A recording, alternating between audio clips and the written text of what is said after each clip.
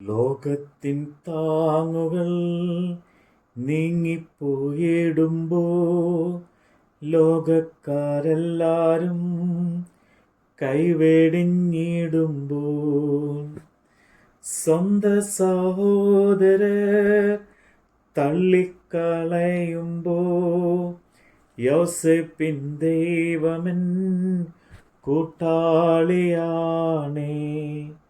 സ്വന്ത സഹോദരർ തള്ളിക്കളയുമ്പോ യോസേപ്പിൻ ദൈവമൻ കൂട്ടാളിയാണേ. ക്രിസ്തീയ ജീവിതം സൗഭാഗ്യ ജീവിതം, കർത്താവിൻ കുഞ്ഞുങ്ങൾ ആനന്ദദായകം. കഷ്ടങ്ങൾ വന്നാലും നഷ്ടങ്ങൾ വന്നാലും ക്രിസ്തേശു നായകൻ കൂട്ടാളിയാണേ. മഹത്വമുള്ള യെശയ്യാ പ്രവാചകന്റെ പുസ്തകം 65 അധ്യായം. എന്നെ ആഗ്രഹിക്കാത്തവർ എന്നെ അന്വേഷിപ്പാൻ ഇടയായി. എന്നെ അന്വേഷിക്കാത്തവർക്ക് എന്നെ കണ്ടെത്തുവാൻ സംഗതി വന്നു. എൻ്റെ നാമം വിളിച്ചപേക്ഷിക്കാത്ത ജാതിയോട് ഇതാ ഞാൻ എന്ന് ഞാൻ പറഞ്ഞു. സ്വന്തം വിചാരങ്ങളെ അനുസരിച്ച് ആകാത്ത വഴിയിൽ നടക്കുന്ന മത്സരമുള്ള ജനത്തിങ്കിലേക്ക് ഞാൻ ഇടപെടാതെ കൈ നീട്ടുന്നു. അവർ എൻ്റെ മുഖത്ത് നോക്കി എല്ലായ്പ്പോഴും എന്നെ കോപിപ്പിക്കുന്നൊരു ജനമായി തോട്ടങ്ങളിൽ ബലി കഴിക്കുകയും ഇഷ്ടികമേൽ ധൂപം കാണിക്കുകയും കല്ലറകളിൽ കുത്തിയിരിക്കുകയും ഗുഹകളിൽ രാപ്പാർക്കുകയും പന്നി ഇറച്ചി തിന്നുകയും പാത്രങ്ങൾ അറപ്പായ ചാറ് നിറയ്ക്കുകയും മാറി നിൽക്ക, ഇങ്ങോട്ട് അടുക്കരുത്, ഞാൻ നിന്നേക്കാൾ ശുദ്ധൻ എന്ന് പറയുകയും ചെയ്യുന്നു.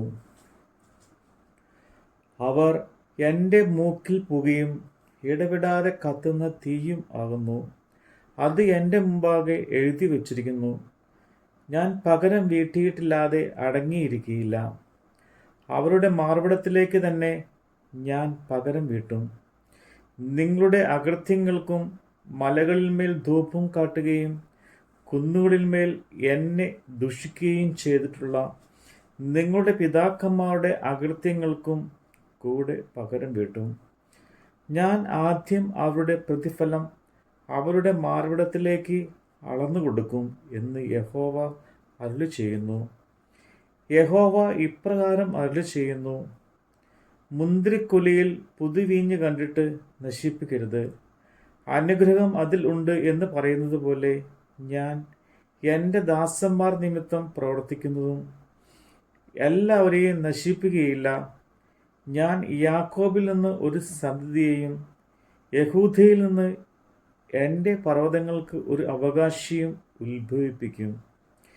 എൻ്റെ വൃതന്മാർക്ക് അതിനെ കൈവശമാക്കുകയും എൻ്റെ ദാസന്മാർ അവിടെ വസിക്കുകയും ചെയ്യും.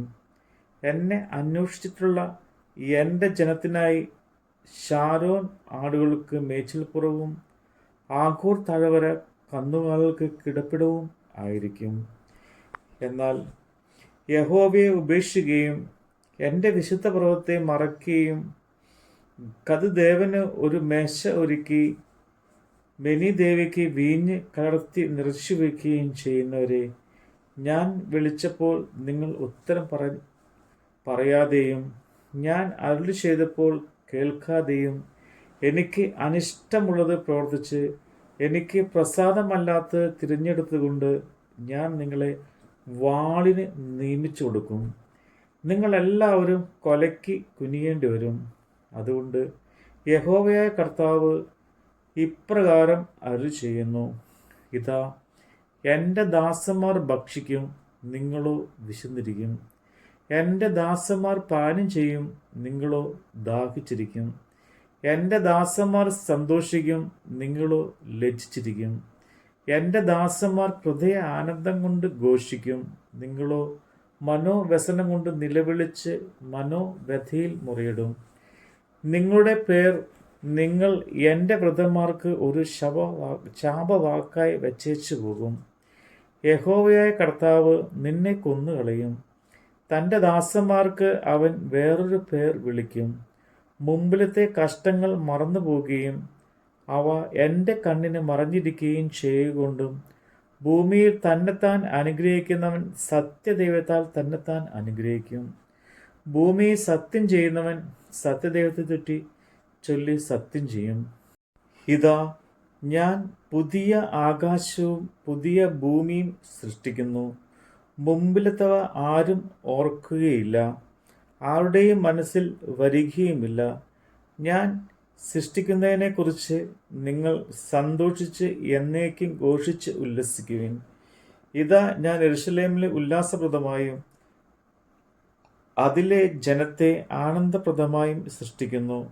ഞാൻ യെരൂശലേമിനെ കുറിച്ച് സന്തോഷിക്കുകയും എൻ്റെ ജനത്തെക്കുറിച്ച് ആനന്ദിക്കുകയും ചെയ്യും. കരച്ചിലും നിലവിളിയും ഇനി അതിൽ കേൾക്കുകയില്ല.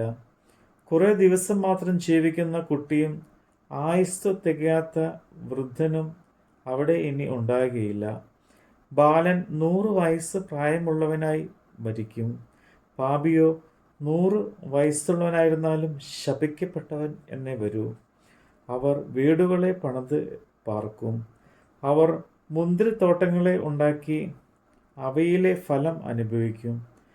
അവർ പണിക, മറ്റൊരുത്തൻ പാർക്ക എന്ന് വരികയില്ല. അവർ നടുക, മറ്റൊരുത്തൻ തിന്നുക എന്ന് വരികയില്ല. എൻ്റെ ജനത്തിൻ്റെ ആയുസ് വൃക്ഷത്തിൻ്റെ ആയുസ് പോലെ ആകും. എൻ്റെ വൃദ്ധന്മാർ തന്നെ തങ്ങളുടെ അധ്വാന ഫലം അനുഭവിക്കും. അവർ വൃദ്ധ അധ്വാനിക്കുകയില്ല, ആപത്തിനായിട്ട് പ്രസവിക്കുകയുമില്ല. അവർ യഹോവയിൽ അനുഗ്രഹിക്കപ്പെട്ടവരുടെ സന്തതിയല്ലോ.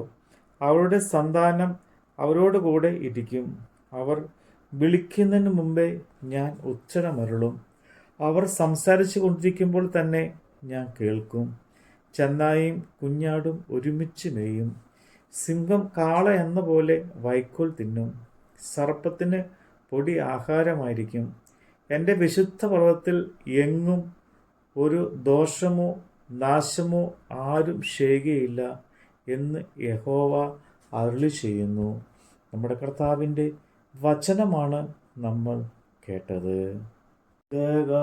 ഭൂവിൽ വ്യാപരിച്ചിടുമ്പോ രാജാക്കൾ നേതാക്കൾ ശത്രുക്കളാകുമ്പോ അഗ്നികുണ്ഡത്തിലും സിംഹക്കുഴിയിലും ദാനിയേൽ ദൈവമൻ കൂട്ടാളിയാണേ.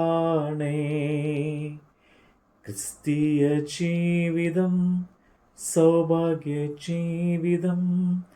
കർത്താവിൻ കുഞ്ഞുങ്ങൾ കാനന്ദദായകം. കഷ്ടങ്ങൾ വന്നാലും നഷ്ടങ്ങൾ വന്നാലും ക്രിസ്തേശു നായകൻ കൂട്ടാളിയാണേ. കഷ്ടങ്ങൾ വന്നാലും നഷ്ടങ്ങൾ വന്നാലും ക്രിസ്തേശു നായകൻ കൂട്ടാളിയാണേ.